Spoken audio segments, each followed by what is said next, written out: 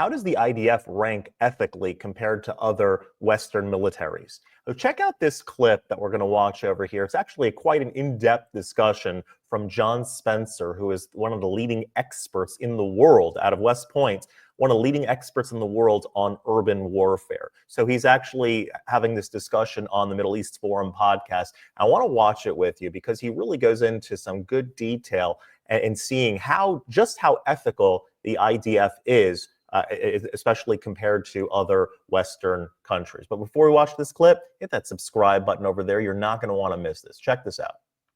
Good afternoon, and welcome to the Middle East Forum's weekly podcast series. My name is Ahnaf Kalam, and I will be moderating today's discussion. Since October 7th of 2023, the Israeli Defense Forces have engaged in a targeted and meticulous military campaign against Hamas in the Gaza Strip, a densely populated urban battlefield in which militants have embedded themselves deep within the civilian infrastructure across the metropolis. How has the IDF fared compared to other Western militaries? What special circumstances make this war unique? And from an ethical point of view, how does the IDF rank? Joining us to discuss all of this is Mr. John Spencer, a leading expert on urban warfare who has made several trips to observe the IDF in action since October 7th. Mr. Spencer, a former infantry soldier and commander, has served in the U.S. Army for 25 years, and he is currently the chair of Urban Warfare Studies at West Point. He's published 3 books and countless articles and book chapters, and throughout his career he has advised senior U.S. Army leaders, including 4-star generals. Mr. Spencer will speak for 15 minutes, followed by a 15-minute Q&A session from the audience. And with that, I will turn the floor over to Mr. John Spencer. Welcome, John.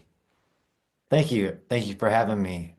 So it's hard to go back in time, but I think it's necessary to have a discussion on the war in Gaza, Israel's war against Hamas in Gaza, however the framework you want to use, which started on October 7th from an analytical perspective of the war.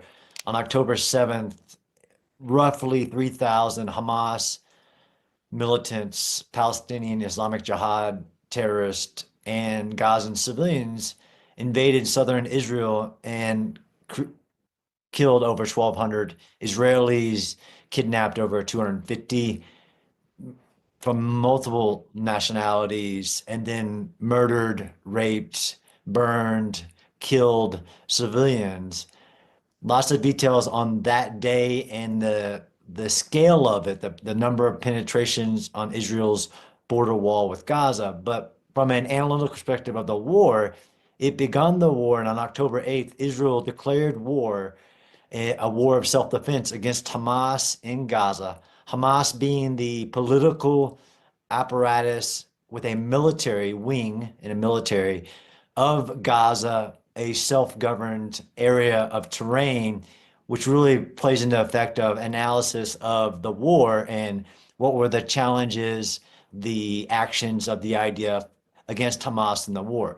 Once Hamas and those who joined Hamas withdrew into Gaza with the 250 plus hostages, it became one of the greatest military challenges of the modern era, where it's very hard, if not inappropriate, to compare it to anything else just on the variables that I will discuss on the context of the war. So in the war, Israel's war against Hamas, with 3 stated goals: return the illegally taken hostages, destroy Hamas's military capabilities, remove Hamas as the governing authority of Gaza, and secure Israel's borders and prevent Hamas or any other group from Gaza from being able to do another attack against Israel and into Israel territory. The actual technical, or I would say contextual information, is very important to be able to do comparisons. So within Gaza, on the opening moments of October 7th, there were also 4,000 rockets in the opening hours launched from Gaza towards Israeli civilian sites, all of them being inaccurate, as in not able to actually determine where they're going. But there were thousands of more rockets. So you had rockets emanating out of enemy territory at this point. You had the 250 plus hostages.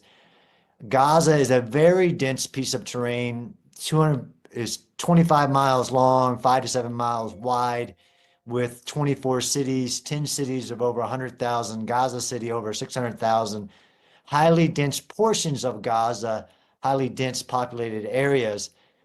But from a military context, and why it's really hard to compare in the history of urban warfare, is that Hamas, the governing authority of Gaza since 2005, also spent over $1 billion just in their tunnel complex, range of over 350 miles, some estimates are higher, of military-only purposed tunnels underneath the urban areas of Gaza, ranging from just underneath buildings to over 200 feet underground. It was not just that investment, but every aspect of the environment of Gaza was prepared by Hamas for war for over 20 years, basically since they seized power in 2007. But before then as well, even during Israel's occupation of Gaza, Hamas was building tunnels and preparing. From a military analysis, that's something very unique and really hard to compare in history, is when the enemy is in the urban terrain and has prepared it for defense. Matter of fact, most of the urban battles of history are where the defender has had little amount of time, and the more amount of time that they've had to prepare to defense, the greater the battle, the more protracted, the more destructive it is. And many of the biggest battles of urban warfare history, like Stalingrad or Ortona or others, were essentially meeting engagements where two militaries met in the urban terrain, unique to, let's say, where somebody might say the 21st century, which is really trying to dramatize the history of war. Even in the past 20 years, some of the biggest battles were because of that nature of the defender having time to prepare. The biggest battle for the U.S. military in the entire Iraq war was the Second Battle of Fallujah over this small city of 300,000, but where the enemy was given about 6 months to prepare for the battle that would ensue. The biggest battle since World War II, before the invasion of the Ukraine war, was the Battle of Mosul, which was a 9-month battle to take back the city from ISIS, 3,000 to 5,000 ISIS fighters. And the reason it was the biggest battle since World War II, with over 100,000 Iraqi security forces used to take the city back, is because ISIS had 2 years and prepared it for defense. So when you extrapolate that out to the conditions of the cities of Gaza, especially those bigger ones like Gaza City, you have 20 years of preparation where you have every step you take, there's a tunnel underneath you. Every house essentially has been militarized, or most houses where they have caches or house-borne IEDs or sniper positions. The amount of preparation can't be discounted when trying to compare this to other situations. Also, the enemy's context really matters. So not just what Hamas did on October 7th, but how does it fight? How does it prepare for defending urban terrain and fighting the IDF, and what strategies does it use? Hamas's strategy is not to fight the IDF, but to cause what is historical in Israel's wars for the international community to halt Israel before achieving a victory, even after the horrific crimes of October 7th. So Hamas historically even has been used an example that I teach in classes of using a human shield strategy, where it violates the laws of war and uses protected populations like civilians and protected sites, hospitals, schools, mosques, UN buildings, and uses them for military purposes, trying to use the protections afforded to those buildings or populations so that the attacker cannot attack them and must use other methods, and complicates the operations. It's a violation of war, but it's called human shield strategy, where you're putting something in front of you so the enemy can't attack you. Hamas did that and prepared basically every hospital, every school, and used it for military purposes in some way. But Hamas also uses a human sacrifice strategy. Unlike, again, comparing this to even 20th century or World War II, World War I, where Hamas both states and acts that it needs its civilians to die, will put its civilians in harm's way, will not allow civilians into protective tunnels that they use. That's human sacrifice strategy, and to where Hamas leaders will say, I need the death of my population, which is a very unique aspect. To get to the conduct of, so that's all the variables from day one, from October 7th, rockets coming in.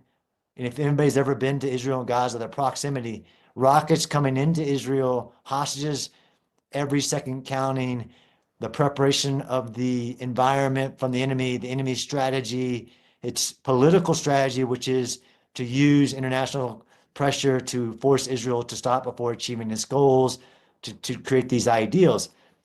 This is also a war being fought, unlike other wars of the past, in the global eye of algorithm-driven social media, which really changes things. Even if I take you to battles of modern history, if you're talking the 2017 Battle of Mawari, 2016 Battle of Mosul, 2000, Raqqa, Aleppo, the battles of Fallujah, Ramadi, others, where you have media coverage, but this is the first war of this scale and intensity where you have cell phone driven, social media driven, algorithm driven condemnation or footage, and then all different experts, which really gets to, all war is a contest of will.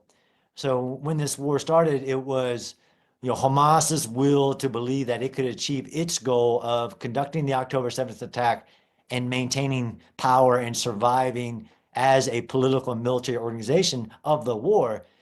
The contest of wills is fought both locally, of course, between Israel and Hamas, and Israel's population in a democratic society against Hamas and its population of being basically governed ruthlessly. But the influence through social media of the population of the world, where we've seen, to include people that we would consider experts, try to convince people on top of the social media driven algorithm footage, photos, reports, studies, that Israel was from day one conducting some type of illegal operation.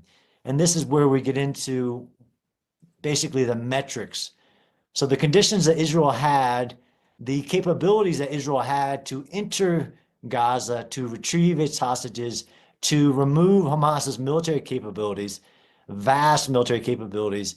Hamas on October 6th was a political organization with a military of roughly 30, if not up to 50,000 militants spread across the Gaza Strip in 24 organized battalions with brigade leaders, battalion company with 20,000 rocket supplies, each battalion owning defensive terrain, a vast capability.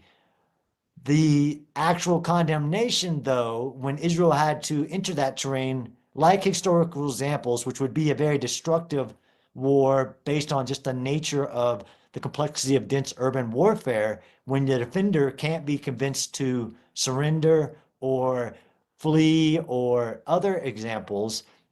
We've seen in this war people try to use the numbers to justify their opinions about the war in what's called effects-based condemnation.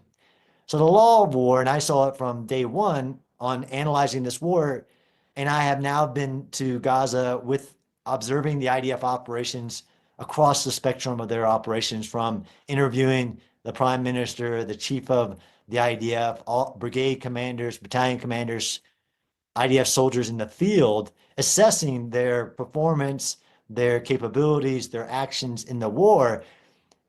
No matter what I tell people on that, it absolutely is a moral, ethical, disciplined force achieving unique things in the most complex urban scenario that any military has faced in modern history, if not history, given, of course, wars are fought under the context of the times in which they're fought. That is also the laws of war, the geopolitical aspects, all of those elements.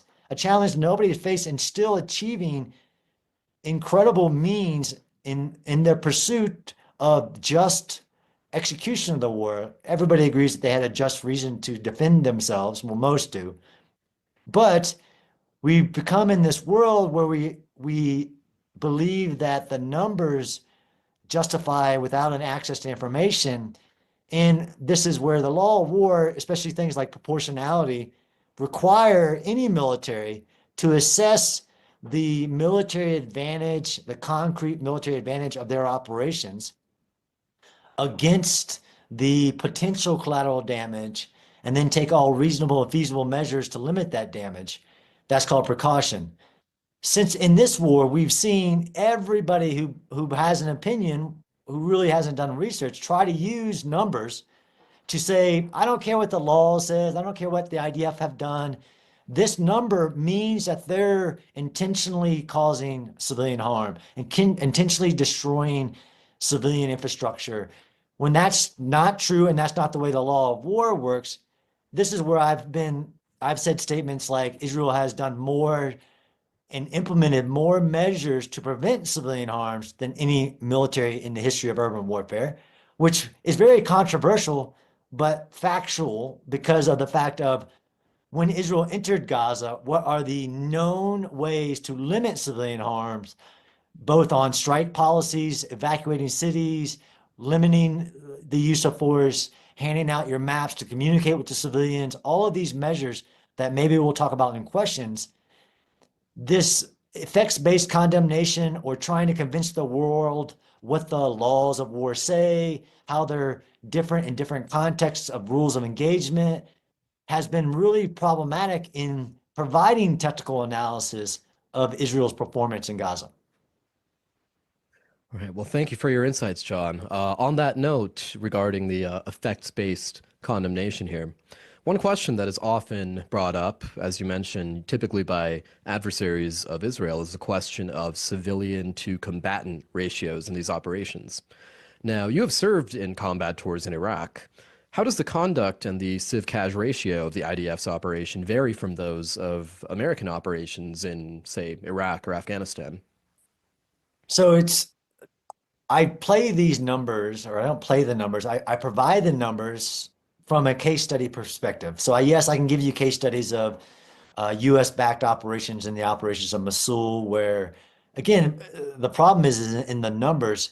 And this measure of what is your civilian to combatant ratio isn't how the laws of war or even analysis of individual military operations is done, but it became something that the media and advocates used to try to portray some type of illegality, intention, actions, that the number was higher. And no, it wasn't.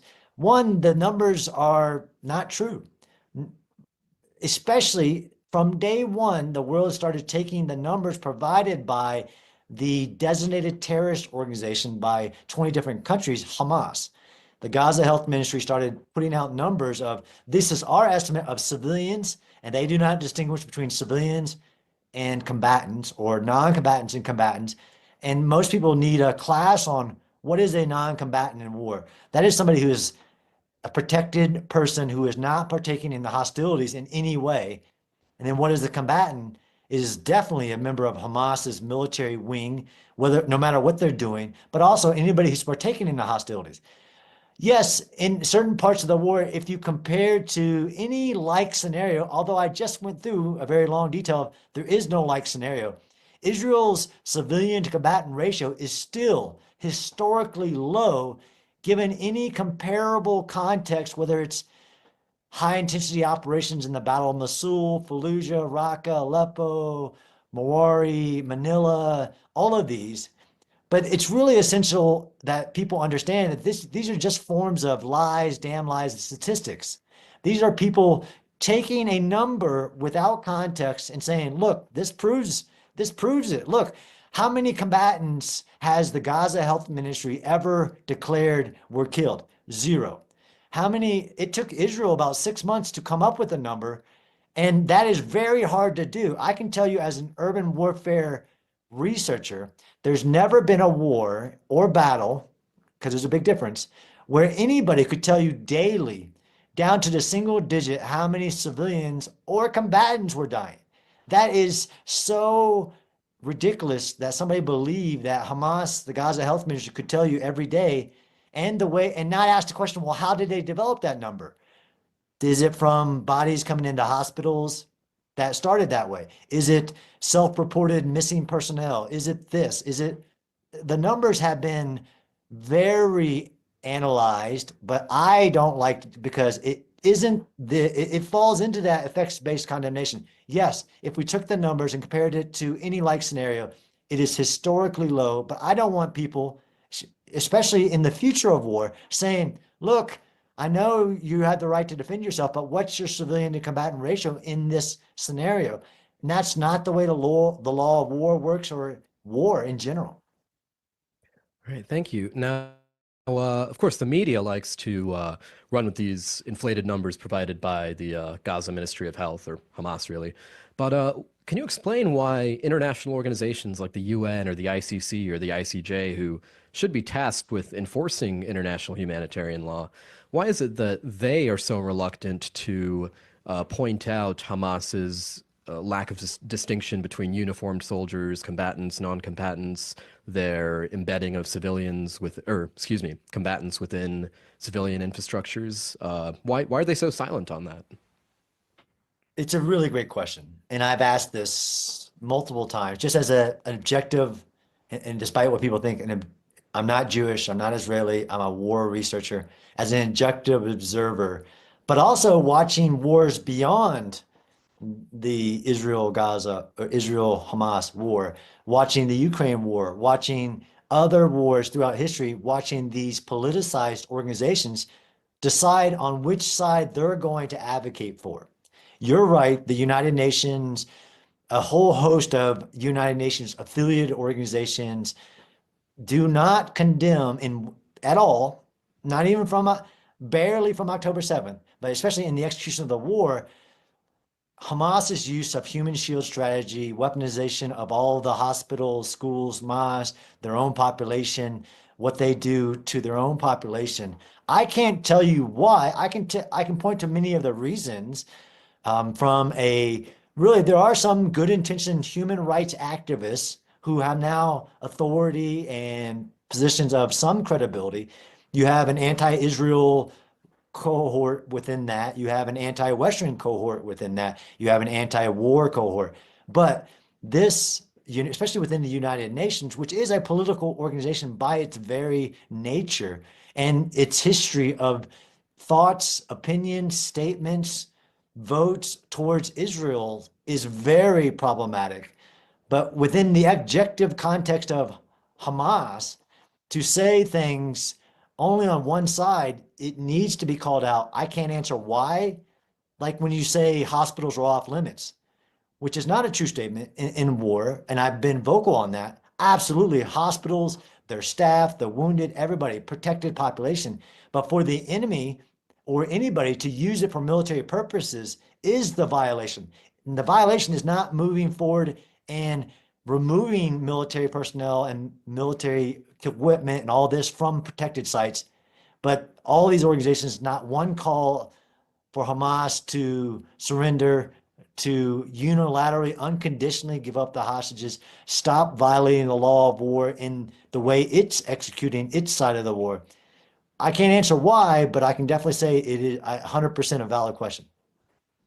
All right, thank you. Now on that note, everyone seems, as you point out, to use casualty figures and proportionality measures to determine who is in the right and who is in the wrong.